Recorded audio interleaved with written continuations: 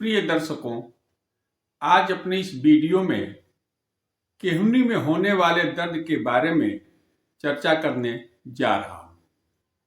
इस एल्बो में कौन से ऐसे कारण हैं जिससे दर्द उत्पन्न हो जाता है? यदि इसको देखा जाए तो केहूनी में होने वाले दर्द के लिए मुख्य दो ही कारण उत्तरदायी हैं। या तो इस कोहनी में चोट लग जाए या कोहनी का बहुत ज्यादा उपयोग किया जा रहा हो। उदाहरण के तौर पे यदि आप स्पोर्टमैन हैं तो जैसे आप टेनिस खेलते हैं या गोल्फ खेलते हैं या स्विमिंग करते हैं या थ्रोइंग करते हैं, ऐसे कंडीशन में आपकी कोहनी का बहुत ही ज्यादा उपयोग होता है। यदि आप कारपेंटर हैं, यदि आप प्लम्बर हैं या आप मैकेनिक हैं तो ऐसे व्यक्ति भी बहुत ज्यादा अपने कोहनी का प्रयोग करते हैं। यदि विशेष कोण पे यदि इस कोहनी में बहुत ज्यादा खिंचाव या तनाव हो जाए तो ऐसे कंडीशन में लोगों के कोहनी में दर्द होना शुरू हो जाता है।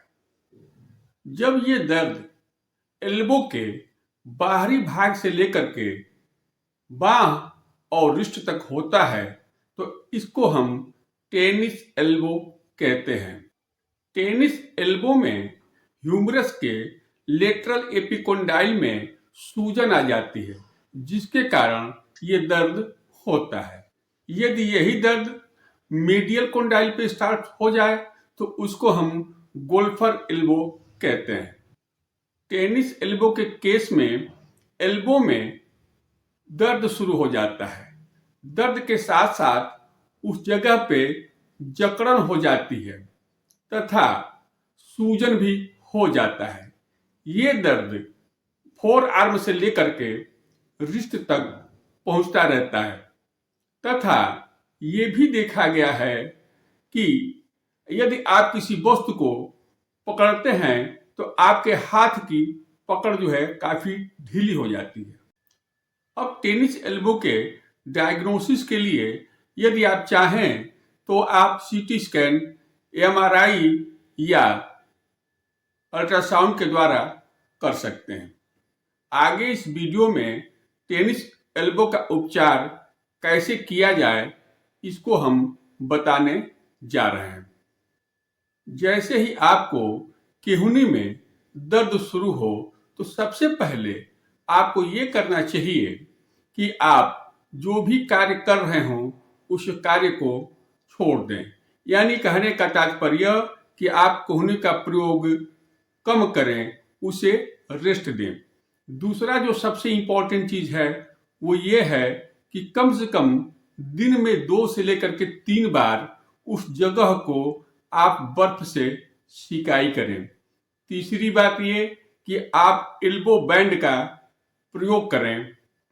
यदि आपके हाथों में कमजोरी प्रतीत होती है तो ऐसे व्यक्ति को चाहिए कि वह एक सॉफ्ट बॉल लेकर के उसे दबाए और छोड़े।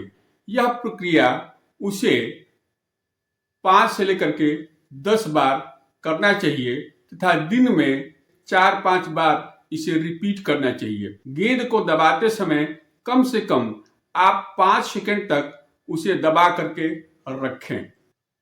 वीडियो के अंत में मैं आपको टेनिस एल्बो में प्रयोग होने वाले होम्योपैथिक दवाओं के बारे में जानकारी देने जा रहा हूं। इस केस में मैं मुख्यतः 3 दवाओं का प्रयोग करता हूं।